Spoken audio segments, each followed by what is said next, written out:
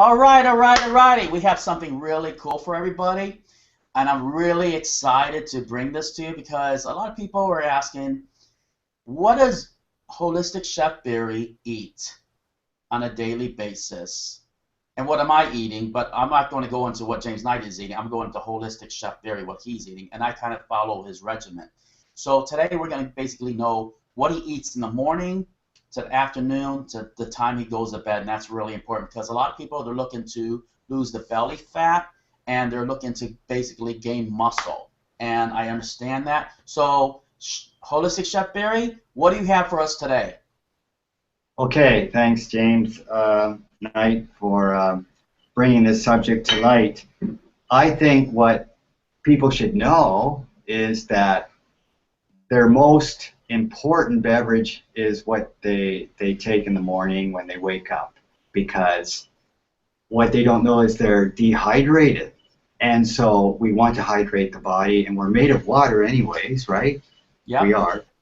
So what we need to do is have a lot of people can't handle just plain water, so it's nice to add taste to accelerate the weight loss. Why not? Kill two birds with one stone, right? Yes. Why not? So what I do when I lost my 100 pounds in the morning, what I would do is take a glass of water that looks like this, and the color is what the herbs are making the water look like. And the herbs usually, they can be any combination you like to use, but for this one I use cinnamon. Okay. And then apple cider vinegar. Okay. And this is very important, green tea, powdered green tea, as you can see. Powdered green tea, which is also a loose leaf tea. That'll boost your metabolism, and that will accelerate your fat loss for sure. So that's a really biggie. And then I would add ginger for taste. Ginger is good for the stomach. Gotcha. Okay. And then I would add to your taste some cayenne pepper. Mm-hmm. McCormick. Okay. Yeah, that'll make you jump around, James, because it's so hot. I know. So it's all to individual taste. And then the essential lemon. All right. And either you could juice it or you can put the whole lemon without the skin, of course. I like the extra dietary fiber, so you could blend the lemon with some coconut water and add that, and it's delicious, absolutely delicious. Who needs soda pop? Who needs all that crap, right? I mean, definitely. So and after you you take that drink, Holistic Chef Barry, and then so you're done with that day, and then maybe you do your workout. Do you nibble on anything that's during the day, like almonds, or what do you do for snacks in between?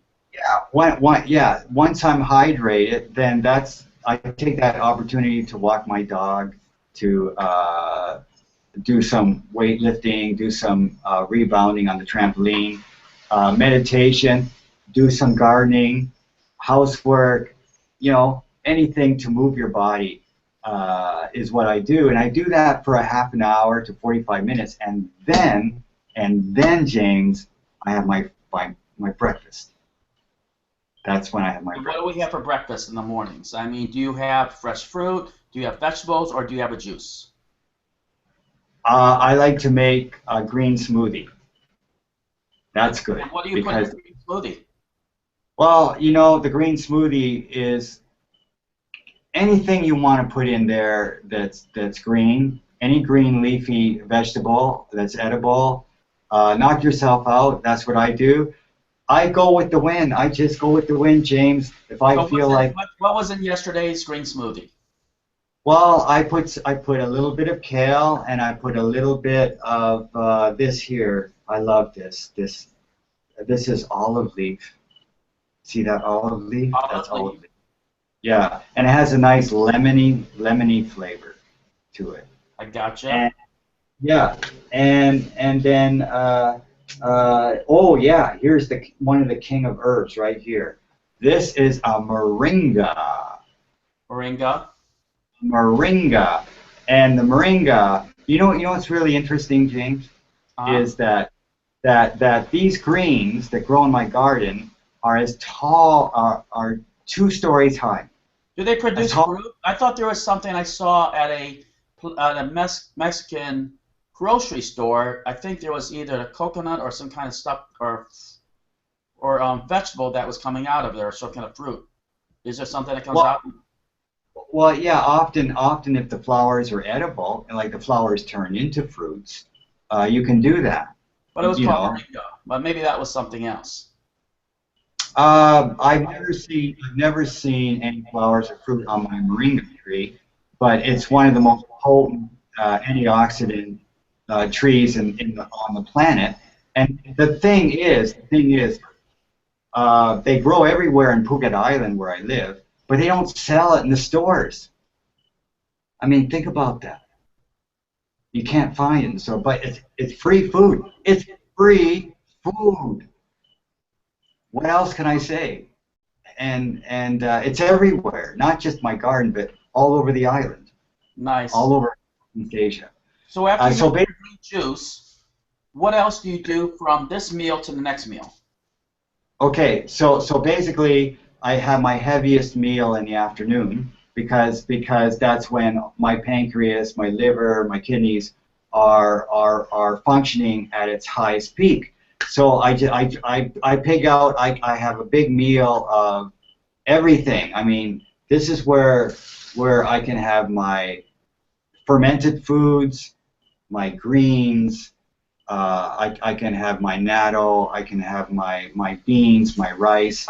I can even have a little bit of animal if I want, a little bit of fish or a little bit of liver or a little bit of whatever, or even a little bit of chicken. Oh yeah, it's still plant-based, James, but because the animal is a condiment, and then the plants take up most of the plate. How much And then ounces of fish or chicken do you take? And do you take it 4 ounces, 3 ounces, or 6 ounces? it depends how active I am, how I feel. It depends how I feel inside. It can be small, big. It depends how much I'm moving my body, how much I'm working out. It really depends. Nice. That's Okay, how after I. you're done with the lunch, you had a nice size because that's one of your biggest meals, and we know Right. that. And then I guess a lot you're gonna feel basically a lot better out of that. But now you have from lunchtime to dinner time. Do we snack on anything such as maybe almonds, or is there anything that you snack on? I, I listen. I listen. I think it's important to listen to your body, to listen to your metabolism and your appetite. And when you feel like you need something, you do it, and that's what I do. You see, and what I do is I make sure between my meals, half hour on both sides of my meals, I'm drinking a lot of fluid to hydrate my body, James. This is so important. Most people are not drinking enough fluids between their meals, and they're dehydrated, and they don't know it. You know, I have fluids with me all the time. Exactly. And then now, Cycle. now we're at dinner time. What do we have Right. at dinner time? Mm. Well, this is interesting. Sometimes, and it happens everywhere in the kitchen. Oh my goodness, it's a great meal, but I made too much, so I store it in the fridge, and it's like a leftover. So a lot of times I have a leftover, and I take that out, and I add something different to the leftover to make my dinner. All in the same day, all in the same day, and it's delicious. All right, TikTok. We're coming close to the end of the show. Do you take anything like red wine at the end of the night? Because I know, like for example, my wife, she might drink red wine at night just to calm her down, relax down. Some people they may drink chamomile tea, if I'm saying it right. What is Yeah. Chef Berry taking? Well, I do have red wine once in a while at a meal, and studies have shown that the odd glass of red wine is a longevity food in the diet. The blue zones, people living in the blue zones in the Mediterranean areas of Europe practice this a lot, and I enjoy nice organic red wine sometimes. Chamomile tea is something I use as well to wind down for the day. Sure. Nice. And then we're closing up the show, and what we say many times that we're not doctors. We're basically just, we're not portraying doctor to be doctors on the show. We're just basically doing a consultation and for entertainment on the show, just for ourselves, basically, and consult the doctor for everything. So we're closing it basically now, and we're going to bring something exciting next time. Do you want to show them how to grow? This is for Monday. Do you want to show them how to grow wheatgrass possibly next Monday, or what do you want to do for next Monday? Yes, I'd like to do that, to show about how to grow the wheatgrass, but not just the wheatgrass, but almost any food. Any food can be grown as microgreens, and once you know how to do it, it's like riding a bike, James.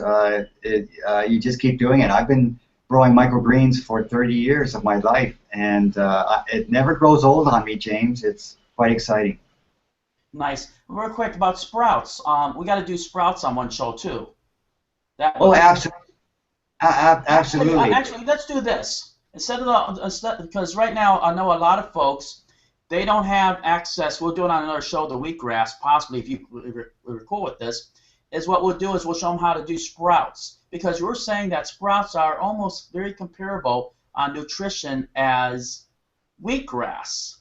And then exactly. The following show the wheatgrass. That way, you'll give them time to buy or get a wheatgrass, a $60 to $70 one off the internet, possibly. What do you think?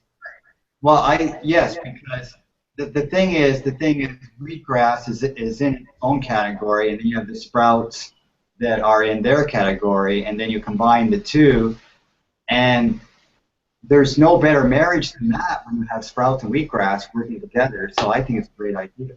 Exactly, and plus they can eat the sprouts almost the next day. Or how many days does it take from germination to have maybe a bunch of sprouts like they have in this?